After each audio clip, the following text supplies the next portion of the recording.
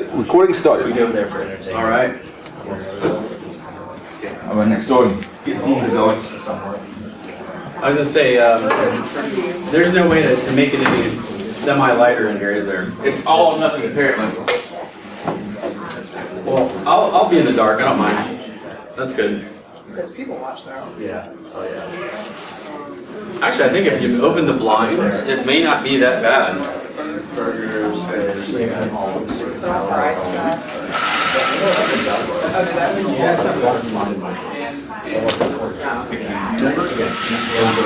No. So, this is a talk I gave at DogFoodCon, Microsoft conference.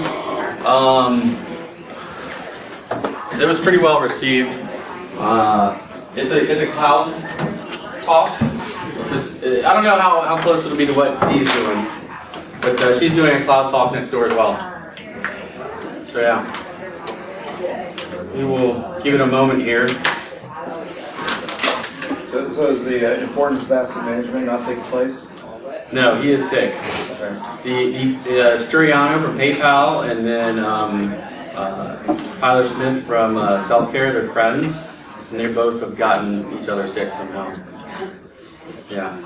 I have no idea how they managed to do that. It's a good thing I did not meet with them last week like they had wanted to. Otherwise, I would be probably sick with them too. So these days, all in the look of the draw. So just to let you know, everything that I'm going to present today, it's my opinion, not my employer's. My tweets are my own. If you get offended easily, you probably don't want to follow me. I'm not going to go into anything about my employers in any detail or extent. If you're going to talk about some ideas, some strategies, more than willing to do that, get in some info. But I got to be careful to walk a fine line. I don't want to necessarily give away everything that my employer is doing or their strategy for the next 5 years. So, in general, sorry, you guys just missed the disclaimer talk. I promise not to tell anybody anything about my employers. And neither should you. Huh? It's simple. The cloud to me is really easy. It's someone else's hard drive. Can sit in multiple countries, shared by lots of people, but it's still just somebody else's hard drive. A lot of people, they're mystified by the cloud. They get completely... And I will admit, I did start out this slide presentation a little bit easier to get people into it, because sometimes I don't know who's going to be in here and the extent that they're going to know about it. So we'll kind of get easy, and then we're going to start getting into some more interesting topics here. So what are you really doing when it comes to using the cloud? You're counting on the fact that somebody else is going to keep your data separate. There's no real security in the cloud. I can't tell you how many times, and I will rant on vendors today a little bit, and salespeople a little bit, because I'm constantly going back and trying to work with cloud vendors to say, okay, so where does your security end and my security begins? It's that easy. They can't ever answer the question. They honestly can't. You know, you look at Amazon, they're probably the furthest ahead, and they're like, well, we got to go back and talk to some attorneys, and we'll get back with you on that answer. So it's a soft sell. Everyone goes, well, you know, you're safe. Well, you know, we're Microsoft, or we're IBM, or we're Amazon. We have all these great things that we can do for you. It's sold softly, but the reality is that, guess what? It's still somebody else's hard drive, and you're sharing it with everybody else. So, three different types of clouds that they have out there. You've got SaaS, which most people are probably more accustomed to, like where you got Salesforce, or you kind of even think of it like eBay as a platform. eBay is its own little platform. PayPal is a platform. Most people are pretty comfortable with those. When you start getting into PaaS environments, you've got like Microsoft Azure. Start thinking of like SQL Server in the cloud. Strategically targeted type of services that you're trying to do. You're trying to run a database in the cloud. Hopefully nobody's running MongoDB. If you are, you probably have a lot more problems. You didn't make it here today. But platforms in the cloud, fairly popular. And then finally you get to IaaS. IaaS is what I think about when I think of like Amazon, right? I just go out there and build whatever I want. I build it from scratch. I got to do my own networking. I got to do everything from scratch. Got to do it all. Got to VLAN everything. Got to manage my subnets. Got to do everything. That's the one that kind of worries me when it comes to developers running their cloud infrastructure. And it's not to pick on developers, it's just that developers are trying to get something done. It's a different mindset. You know, it's the same as what I think of, you know, when developers go out there and they start jigging around the cloud and they just start setting up VLANs randomly. Well, sometimes they can set them up so that it's easier to manage, and other times they can set them up so that it's harder to manage. Okay? So right now, you'll see this line down here at the bottom. It's estimated that an average enterprise has between 600 to 1,000 SaaS applications running in their environment. Everything from ServiceNow to Chronos to you name it. And when they say 600 to 1,000, it's all of the shadow IT that's going on in the background that most people don't know about. You know, how are they moving things around? You know, how are they doing their project management? You name a function. If somebody has a need and they need to get it done quickly, they will simply reach out to the cloud and they will just do it without your involvement in IT. Especially if IT is viewed as some type of inhibitor, or if IT is viewed as an expense that's more expensive than just going out in the cloud. Why do I need Microsoft Project when I can just go out in the cloud and get a project app that's ready to go and I spend $100 a month? I'd rather bill it out over $100 a month anyways. So you see more and more things go into those micropayment type of schedules. So, this right here is a cloud security responsibility matrix. I actually stole this from somebody else. We're going to talk about who I stole it from in a little bit. But what you'll see is that on the local on-prem here on the far right, you're responsible for everything. You own it all. Everything in the cloud you've got to do. So when I do that, I've got to go ahead and do everything myself. When I go to IaaS, you'll see, well, they'll take care of some of the hardware problems for me. But from OS on up, it's really my problem. As you keep moving towards SaaS, eventually you get into this shared responsibility. The reason why SaaS is, people will say, oh, it's still the vendor takes care of it all. I don't agree with that, so I did modify this. The reason why, and we'll go into it, is that you're still responsible for the users of this, okay? You're still responsible for how you're going to administer users. You know, if you think about it, authorized jerks, if someone's authorized, they can do whatever they want. That's still your responsibility. The vendor, they don't have any say in that. It's still your problem. So ultimately, it does come back to the fact that you own this issue. So even when you have SaaS apps, there's a certain point where the liability, you can't get rid of it. And the vendor's going to say, well, they had, you know, Joe Schmo's ID and password, so it's not really our problem. They didn't really break into us. You had a password leak. So the example that I use here is the pizza as a service, right? So if you decide to, you know, kind of open your own pizza restaurant, that's the far left. That's your on-prem. Everybody who has everything on-prem, you're a pizza restaurant. If you go with something like an Amazon, basically it's like it's kind of like DiGiorno. They pack everything up for you, and you know they put it in that nice package, and you put it in your oven and you cook it. So you're dining at home. Platform as a service is kind of like Pizza Hut, where you know they cook everything, they do everything, they deliver it to you, and you go ahead and you eat. And then finally, when you're dining out, you've got your, I don't know, upscale La Rosa's or your Giordano's or wherever place you like to go eat fancy pizza at, right? California Pizza Kitchen, that's upscale. So when you get to SaaS, basically you're going out to eat in general. You still take the responsibility of, you know, cutting your own pizza or eating your own pizza, and, you know, could they have made the pizza bad and poisoned you? Yes. But the reality is that you're going out to eat and you're enjoying your pizza. So when we think about those two worlds, that's probably the easiest way to kind of comprehend cloud in general. All right. So with that said, let's talk about some important things here. So when we talk about your data in the cloud, you do have security requirements. All of those 5 requirements that we have to do in the regular world, you still have to do in the cloud. Okay? And you need to hammer those out with your vendors, with your cloud vendors. What I typically find is the cloud vendors don't want to talk about this.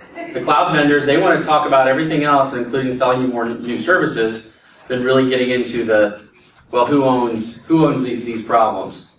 Well, Well, technically speaking, if it's your data, and that's the reason why you're in the cloud, it's your problem. Okay?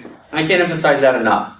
When you start digging into the contracts in the cloud, they're 9/10 garbage. You've taken all the liability, and to some degree, if you think about it, you're saving money by sticking this stuff in the cloud, by sharing an instance with all these other people. You've written away some of your liabilities, or at least some of your ability to come back on them. Worst case scenario, they're going to close up shop, and they'll set up shop as something new, and they'll fold. So, all types of different ways that you can do this. If we think about this prior solution, could I have kind of like the Pizza Hut takeout place where I've got a couple tables and it's mainly takeout? I could do that. So I could do hybrid. I could do hybrid cloud. Am I going the wrong way? I think I am. Sorry. So you can do hybrid models where you kind of do a couple pieces of each. Oftentimes where you think about hybrid cloud, it's usually something where it's on-prem and something that's in the cloud. Okay? So, areas where you almost have to do that, you start thinking of, Microsoft Active Directory. You start thinking of critical directory type services. You start thinking of file and print services. Could you put it all in the cloud? You could, but if your connection is ever severed, it's going to be a bad day, which I found out about that about a week ago. Accountability. I still have a business owner, I have a technical owner, and a process owner. So when we think about the business owner, that's the person who said, oh, I want to get Office 365. My people can't live without it. We don't need Lotus Notes anymore. We have to have Office 365. We have to have this. We have to have that. For one reason or another, they needed some application out in the cloud. The technical owner is usually the person who's going to get stuck with supporting it. So the application support team owner.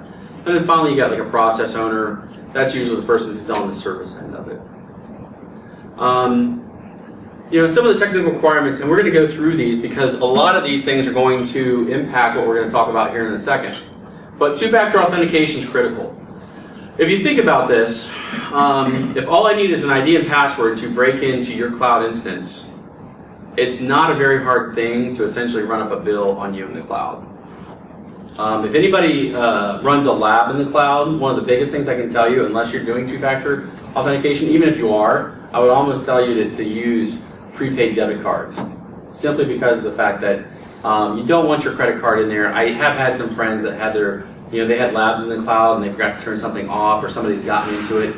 And again, it doesn't take long to actually throw a site up. They came out the next day with like a $1,000 bill, simply because they were hosting malware and they decided just to go ahead and run the bill up. So it's something you might want to consider when you start thinking about the cloud. If your account's compromised, you're going to have a bad day. Two-factor authentication anymore, it's going to become the norm. It really is. And even inside environments, it's becoming the norm. If we think about business intelligence, I want to grab some information in the cloud. So I want to siphon data out. Oftentimes that could be in the form of logs or the use of an API. Encryption, always critical, whether it's sitting at rest or in transit. Data loss prevention type services and verification services. Okay. When we get to the stakeholders, who are some important parties to consider in here? Well, we got legal and procurement. Why? Simply because of the fact that your legal team hopefully talked about and negotiated that cloud contract. I can't tell you how much shadow IT I've seen appear where the legal and procurement had to try to go back in, and it's like trying to put the genie back in the bottle. You can't do it. It doesn't work well. Okay?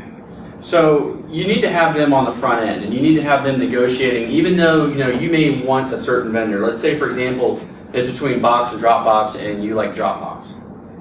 Well, guess what? Dropbox wouldn't sign the company NDA. They wouldn't even sign an NDA with us. And they also insisted that the data belonged to them. They actually did. We did not do any business with them, and we've told everyone who has a Dropbox account that they're using for work that if they use it and we find out, you'll be answering to whatever higher power that there is and discussing that with them, because they wouldn't even sign the NDA. So These are the reasons why you have to get legal and procurement involved right in the beginning. You cannot wait. You really have to get them in the beginning. Of course, you want information security. You also want to know architecture-wise, how are you going to fit this into your current environment? A lot of people, what they'll do is they'll just throw something out in the cloud, and the next thing you know, it becomes production.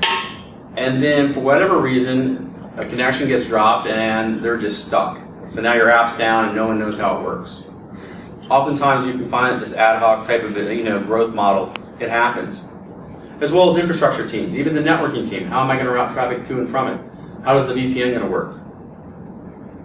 How do I move my data in and move my data out? Is it all web APIs, or is it through an encrypted VPN tunnel? So we've got to get those people involved early. All right. So one thing I want to do, I mentioned this earlier, classification or kind of the responsibility of SaaS apps. You'll see on here that like SOC, all those things, those are still my responsibility. Really, the vendors just got to support me. That's all they're going to do. They're going to build the app, take care of the app. I think about something like ServiceNow. They do everything next to wipe my nose. I'm still responsible for the user management, and I'm still responsible for the data that's sitting inside there. Which means if I give somebody authorization to go view it and they go share it with the rest of the world, it's not ServiceNow's problem, it's my problem. So there is a shared layer of responsibility in there when it comes to the application. I'm still required to do those 3 critical IT security type of functions. Hopefully they've got encryption taken care of for you, and hopefully it's got non-repudiation built into this model. But I'm still responsible for authentication, authorization, and audit. Who's allowed to do what? That's still my problem. So let's get into some of the issues then when we talk about cloud. So multi-tenancy. So the whole point of the cloud was to make things cheap. And I think the cloud has achieved cheap. If you think about what you can do in the cloud these days versus even 3 years ago, it's incredible. The only thing that the vendor, as I mentioned earlier, is there to do for you is to basically keep your data separated from the person next to you. That's all they're really there to do. Security is a distant afterthought. Oftentimes the vendors will turn around and say, well, we've got security taken care of. We've got a firewall out there. The firewall is actually there to keep your data from being commingled with another person's data. That's it. That's all it really comes down to. It's kind of sad, but that's where you start getting into things with the vendors, and then that's usually when the relationship with the vendor starts getting a little bit more strained.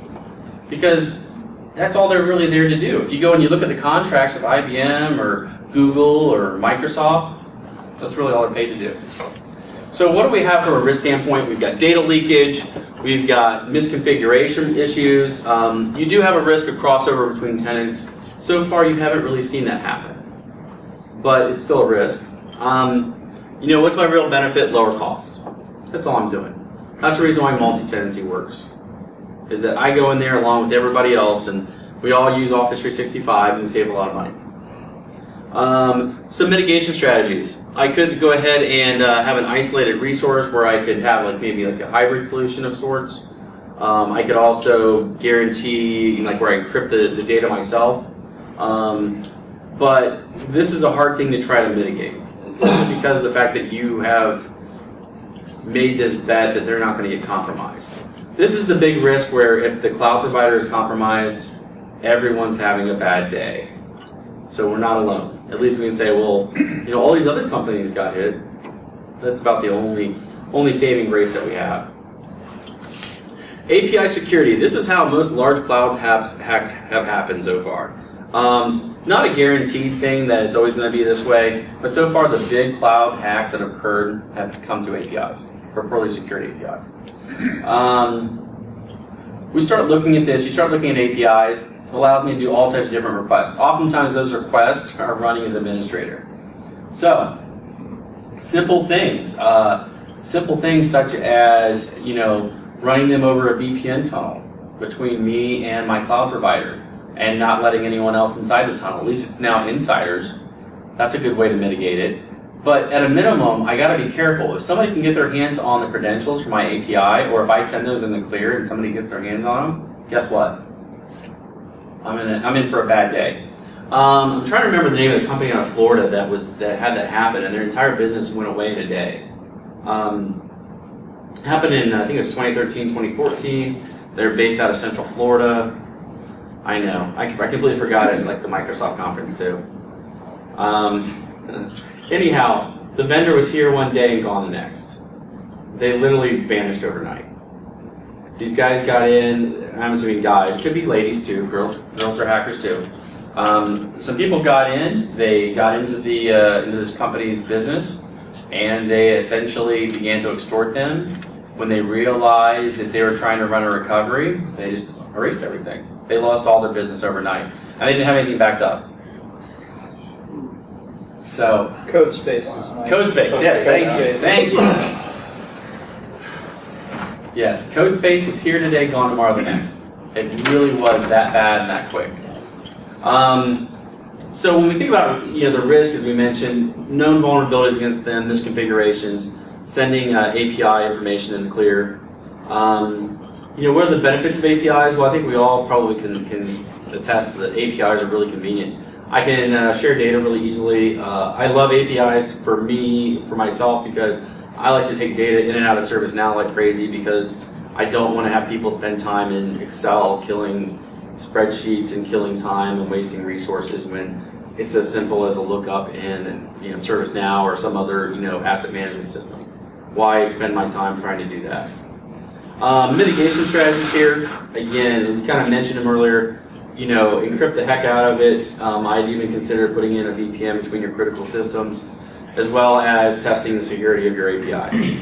So go in and run that pen test against your API, or run that vulnerability assessment / web application security assessment that you can do. Check out your APIs and make sure they look secure. Don't just take it for granted.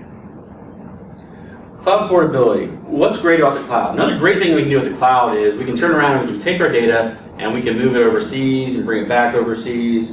So later on we're going to talk about some international issues. If I have German data on citizens, like it's a citizen's data from Germany, I've got to keep that data within the borders of Germany. Okay, I got restrictions, I understand that. However, if I don't have that type of data, I could put that data anywhere else in the world. And let's say I was based out of Japan, I might want to have that data out of Japan rather than keeping it in the United States. The great thing about cloud portability is it allows me to pick my data up and just move it wherever I want. Problem with that is that if I'm a bad guy and I get in, I can do denial of service on you and pick up your data and move it to where you don't know where it went. And make your life a really hard time. I also can lock you in with a vendor. So if you think about it, if I've got my data inside, I don't want to mention any vendors, but if I've got vendor A and vendor A makes it a really hard time for me to move data around, odds are the data I want to leave them, it's probably going to be a hard thing to try to move my data out as well. It's pretty much a pretty easy assumption on that. That's another thing you probably want to mention in your contract as well. I've seen that one get burned with people before too. As well as services where they're very proprietary and I can't move things around. That's the biggest problem that you'll have to be on the lookout for with, I wouldn't say small providers, but some providers that are more regionally based. If you use an international provider in general, they don't care what you do with your data. In fact, most of them are doing them where you're either paying daily or monthly or something like that. What's the beauty of cloud portability? Well, it really gets back to business continuity and disaster recovery. Those are the two big things that you get for cloud portability. So you think about kind of like 9/11, how people had data centers live in New York and in the World Trade Center. CIO makes the phone call, moves everything over to their backup data center, boom, like that. You can do the exact same thing in the cloud, but even easier. You don't make a phone call, you just hop online and you say just switch from East Coast to West Coast. It's that easy. So mitigation strategies, really you got to develop this in continuity with your DR plan. You've got to think about how you're going to develop cloud portability in your DR plans. So again, if you're based out of Central Ohio, although it is convenient to keep some of your data around Central Ohio, you might want your backup copy to be out in Oregon. So if you're using Amazon, you might want to bounce it between those two locations. So you'll have your primary data here working, and then maybe you send backup copies out to Oregon. That way, if there's ever a problem with the copies here in Ohio, you can still function just fine. Sorry, I'm just trying to make sure that I'm not going too far over. Okay. So, cloud reliability. It's kind of interesting because I've said this before and some people don't necessarily agree with it. When you start going to the cloud, in my opinion, things get more complex. And the reason why they get more complex is because the relationship with the vendor complicates things when compared to being on-prem. When you're on-prem, it's your data center. You can do whatever you want. When you go to the cloud, I'm now trying to use somebody else to manage certain elements for me, do certain things for me, and guess what? I've got to work through them. So it slows things down. It makes things a little bit more time, costly. The big thing I would say when I'm thinking about the cloud itself is that when I think about vendors and I think about what I'm saving, I typically find I save money, but I don't necessarily save time on the setup. Okay? Do I have something? No, I thought it was a signal. The cost thing. There's a point like where certain organizations start to find out, depending upon like the logging and stuff like that you're doing, that cost benefit disappears pretty quick. It's true. I mean, it's amazing. The example I can give you is this: is that where I was before, we used a cloud-based MSS, Managed Security Service. They weren't bad. They actually use the exact same tool set that we have. We had QRadar. They use the exact same thing. But once our staff got familiar enough with it, guess what? We went out, we cleaned up the problems, we took care of the issues, and in 6 months, the vendor called us one time about an attack that was going on, and we were like, what do we do about it? What would be your advice? And I remember asking the guy that. What would you say I should go do? Well, shut it down. Well, obviously. What else should I do?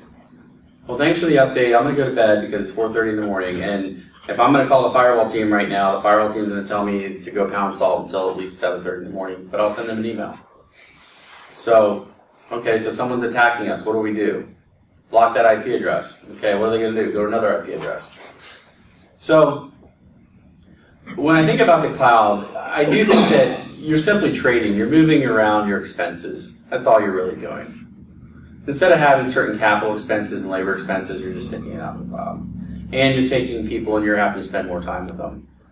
So when you think about the risk here, you start to have a skills atrophy, okay? And I'm not saying that you're going to keep everyone on-prem. No, that's not it. In fact, more and more things are going to move to the cloud. Everybody's sticking everything in the cloud. But you do have that risk of certain skill sets walking out the front door. So you do need to keep that in mind. The benefits, I get a higher level of service at a lower cost. That's, I think about like a managed security service. That's really what they do. They have forensic experts or incident response experts that are supposed to be there to take care of questions. I also have some redundancy and load balancing, network security. I have a bunch of nice perks in there built in. The way that I would mitigate this is I might want to have a hybrid cloud option. That was really effective with us until finally we got rid of our MSS. Because we weren't using it enough. We didn't think it was worth the $200,000 we were spending on a year on it. As well as just setting up documentation and making sure that people knew what the heck they were doing. So when it comes to cloud reliability, a lot of different ways that you can do this. If someone, the magic backhoe comes along and it severs your connection outside, guess what? Now you don't have a cloud service. So, data encryption. Now, here's what's interesting. We all talk about encrypting our data, right? We all talk about protecting our systems. What happens when we encrypt our data and we lose the keys? It happens. What's that? Data. Bye-bye data. You now have data that's encrypted that you can no longer touch. So, if you're going to go through the trouble of encrypting your data on storage or on-prem or wherever, make sure that you have a way to get your data back. Where you start to find that there's problems are sometimes vendors will offer up custom tooling, like custom encryption tools. However, has anyone really asked, well, how often do you test those tools? When I asked all 3 vendors that we work with, how often they test their encryption tools? Never. It just works. Well, how does key escrow manage? How do you do, and how do you handle key escrow? Well, it's all proprietary. It's top secret. Here's what I would say. If you're really going to go through the hassle of doing this, set up your own key escrow and test the hell out of it. Just some advice. Simply because I have been in that position before where people have encrypted their data, and I look at it and I just laugh at them. And I go, yeah, who do you want to send it out to? There's some people we can send it to, but understand something. It's $300 an hour, and maybe after $20,000 you'll have something to talk about, and maybe you won't. How high of a bill do you want to run up? And they're just like, oh. So make sure that you do have the ability to recover. Make sure you test your recovery. Make sure that you're doing that probably beforehand. Again, the problem with the cloud is things are really easy to set up. You can set up things within an hour, not even an hour. You go out to AWS and I can have a server spun up inside of about 4 minutes. Doesn't mean that I'm necessarily ready to start sticking data on it. Yeah, the benefits, we can minimize the potential for data loss. Again, if somebody gets into my database in the cloud, it's good that it's encrypted. I can also structure my approach that I'm going to do for data management. So when I start thinking about, I start thinking about my data protection piece, I'm going to have encryption from the application server on out. I can also put in place fault tolerance and disaster recovery. So I can do a lot of different things that can really help me out. The biggest thing I would say is I definitely set up, your data access strategy. So I'd set up some type of DAS, and I'd also set up an independent key management service if you're really going to run it. Many of the SaaS providers also do the same thing. Salesforce, Dropbox, or not Dropbox, Box. Even ServiceNow, you can do independent key management. So then that way your data is protected, especially if you think that you're going to put sensitive data out there, which in the case most people do. I think they estimate that about 20% of all cloud data is considered internal sensitive data. Like it's got credit cards, associates mixed in, lots of different things.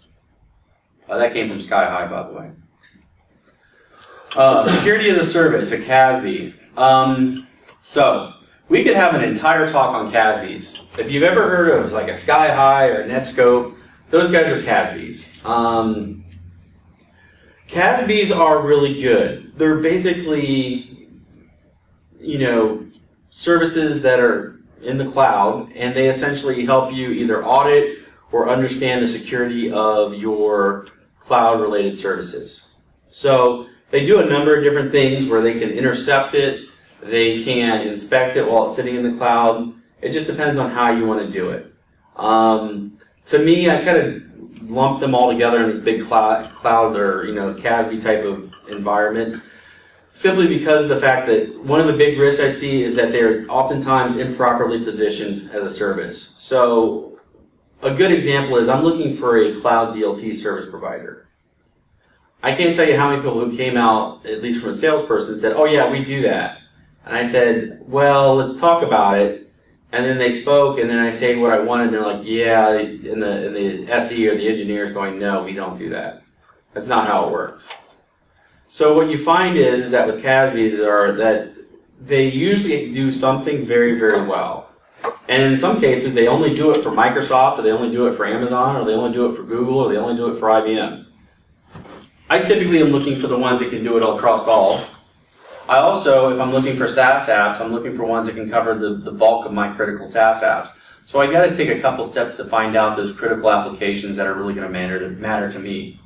In my environment right now, what we're trying to do is we're trying to work down from probably, again, 800 SaaS apps down to about 100. We only want to be able to work with 100 SaaS apps. It sounds like a lot. We've got our top 20 identified simply because we know who we spend the most money with. That's pretty easy to do. But, again, we've got probably a couple hundred that we need to go find out what the answer is. So we're looking at using a CASB to go out, find those, those kind of missing services, find those ghost services, and pull them back in. The biggest thing here is the security as a foundation. What I found that this really gets back to is process. Doing my due diligence, understanding what are they really going to deliver for me, what are they going to do, and doing testing ahead of time. Don't just go out and buy it. Test the heck out of these things, and my advice is always get 3 vendors. Get 3 vendors. They all say they can do it. I keep going through. I can tell you a really good one that I ran recently was ran an RFI where we started out with 8 vendors. By the time we got to the last bottom 3, one of the bottom 3 actually, because of political reasons and legal reasons, completely dissolved. So we were really down to 2 options. It just quickly started just falling off. As we started digging into it, because I started out with like 21 questions, and that evolved into 79 questions, and then evolved into another about 120 questions. By the time we started really digging into the vendors and asking them these tougher questions, then all the kind of the details came out, and things started to fall apart for some of the vendors. Real quickly, we found out like the recovery time for one vendor was 79 hours. Well, you do the math on that, that's almost, what, over 3 days? It's too long. We can't be down for 3 days. Not 3 days continuously. So, I mean, as we started going through there, we wanted something that was less than 8 hours. And actually, we wanted something that was less than 5. Some vendors would be like, they can't really meet that requirement. That's ridiculous. Yeah, they could. You just had to hunt around. So again, do your due diligence. Go through, do your process, work the process, and try to run things down as hard as you can. CASB services are great, but you have to understand what you're getting yourself into.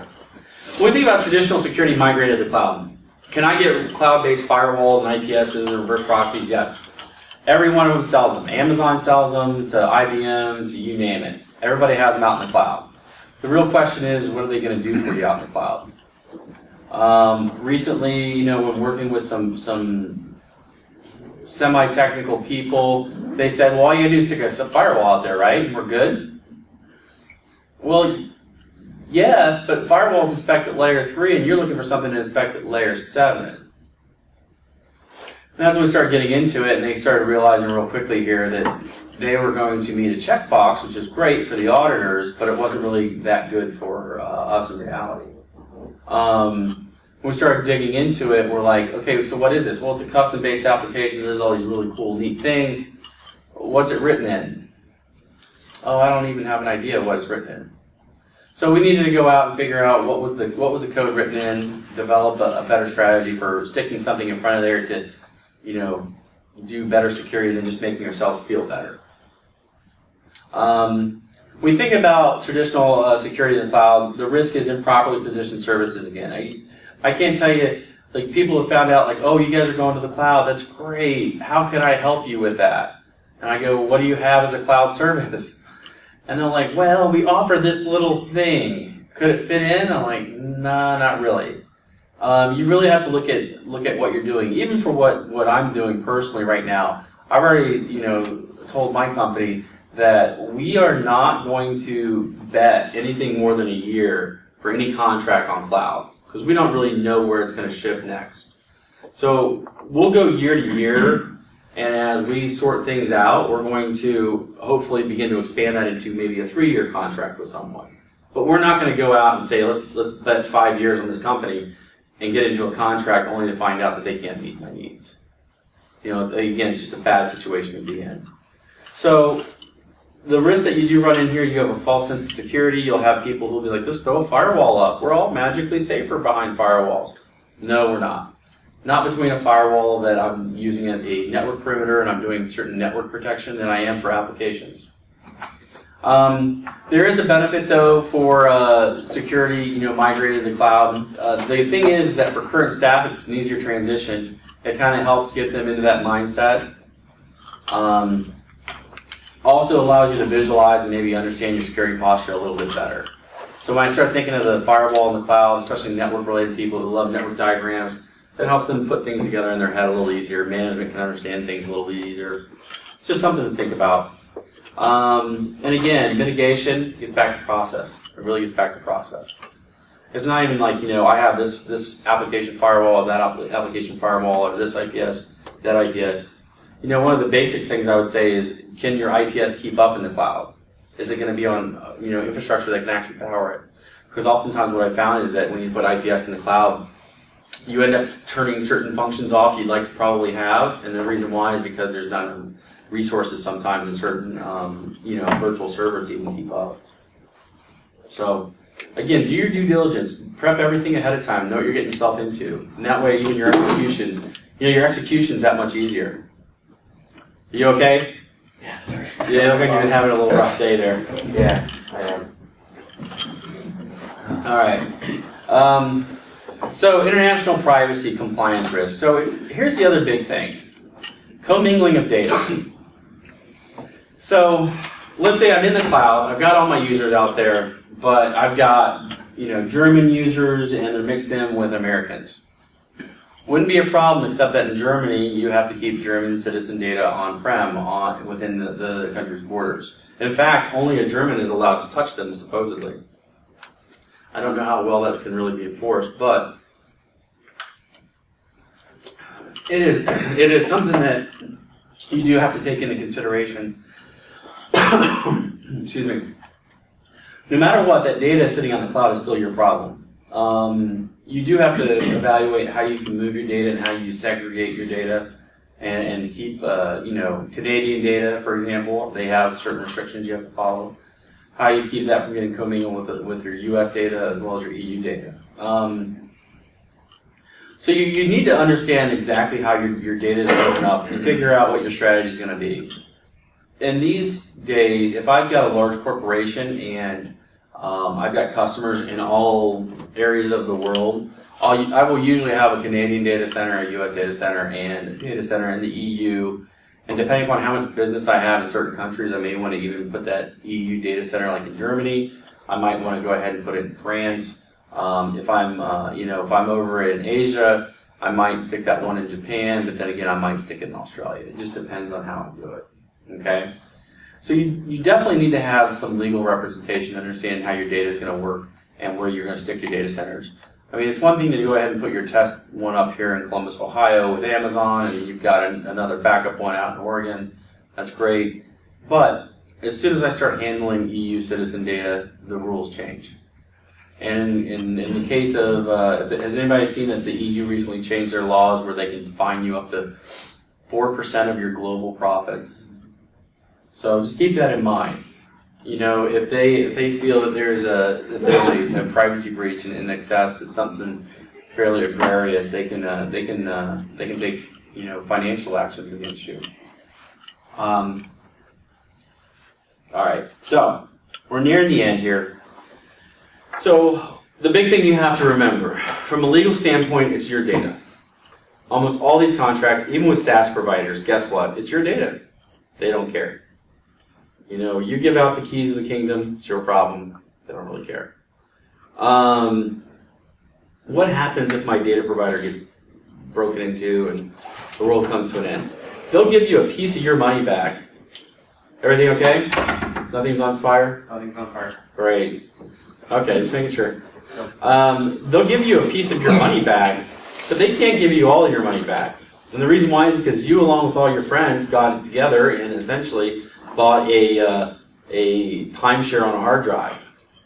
So since you guys are part of this great timeshare that's sitting out there out in the cloud, if something goes bad, you're just going to lose probably, you might get the portion of money unused or unspent back.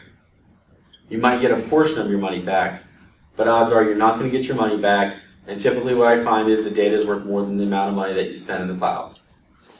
So keep that in mind. It's the reason why backups are critical. If you actually find a provider that's going to sign away all their rights, you should probably run away from them. Odds are their legal person probably doesn't know what they're doing. If you think about it, they have no incentive to do that. They really don't. So it's a really tight act you have to walk, and the burden really comes back to you. So even if you're sticking your data in the cloud for convenience, you've got to be able to recover your data quickly and to get it moved if something goes south really quickly. It's the burden is completely on your end. They're just going to simply close up shop, wipe their hands of it, and just walk away. So what's happening? I have yet to find an industry that's not really going into the cloud. Everybody's sticking something in the cloud. You name an industry, they're going into it. Everyone's sticking their data in the cloud. Why? Because it's convenient. It's easy. It's become, commodity based. we think about the portability, containerization, all that's really that next big wave that's kind of taking off right now. The other big thing is, this is my own, this is where I get into my own opinion of the cloud, is you haven't really seen that big cloud killer app. I mean, something that's like that big thing. ServiceNow and a couple of those things have gotten close. You've seen like things like Box. I mean, you really think about why Box was so lucrative to people. Box was so lucrative to people because of the fact that it took everybody. Like my mom could do FTP. I can't even imagine trying to talk my mom through typing and doing the steps of FTPing something from point A to point B. Now my mom can be an FTP wizard with Box. You're going to see something like that where it's going to be something simple that's going to happen, and it's going to be like boom. It's the end. It's kind of like what social media are to kids. It's so simple and so easy that we should have thought about it sooner, and yet somebody finally does.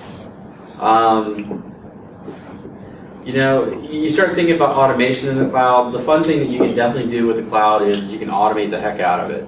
So, fun things you can do with automation: do your automated, log file transfers.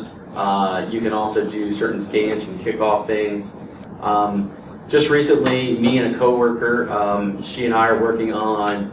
Essentially, she's doing all the labor. I just kind of gave her inspiration and more of wisdom and help, but she's doing all the labor. But we essentially set up a malware lab in the cloud.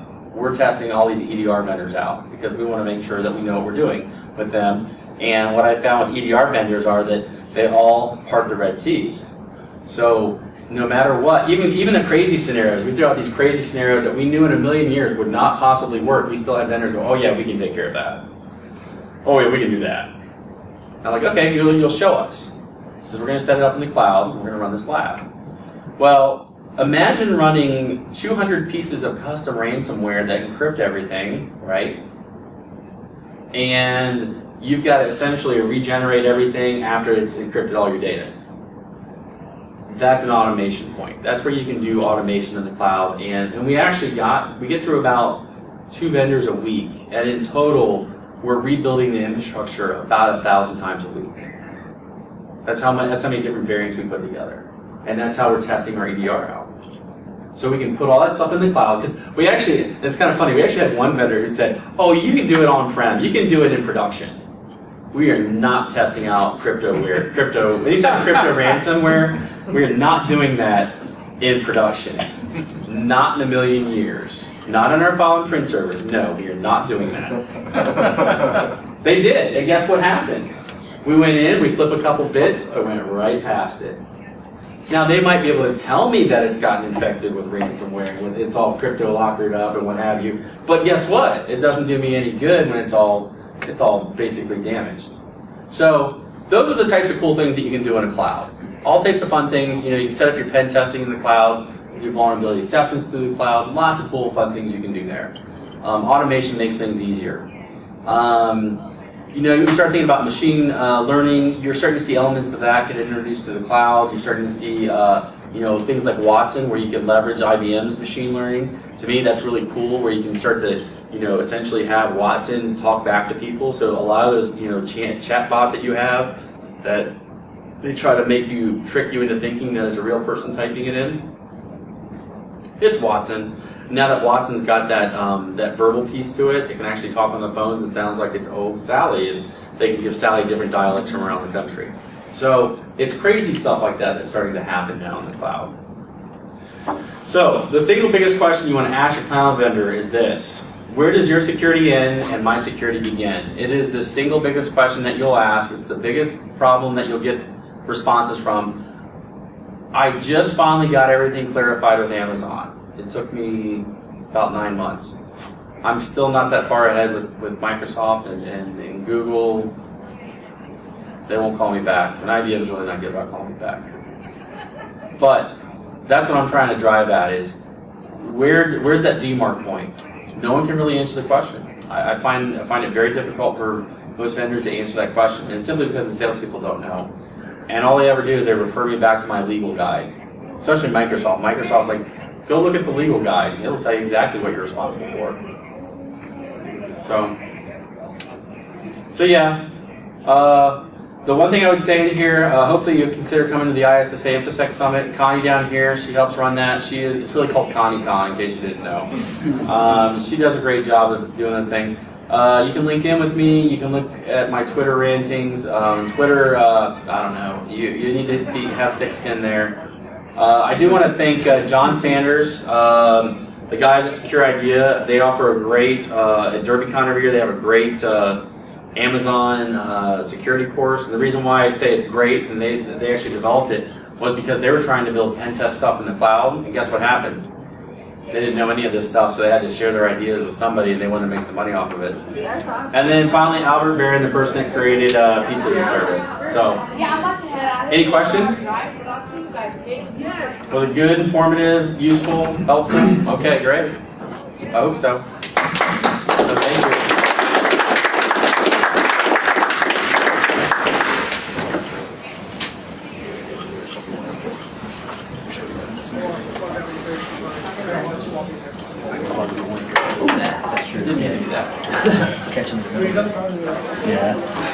Sorry, any question that's come to mind? Yeah. Your experiment in the cloud with BSides. Yeah. Any one vendor come said it's service like another?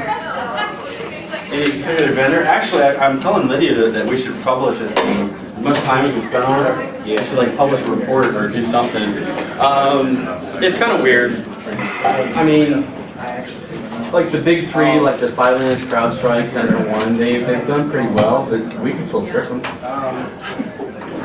There's some good stuff. It's good for kind of medium level, but if I've got even some good skills enough to know what I'm going up against, you can defeat it. I mean, it's not a hard thing to do. Understand? Even something else.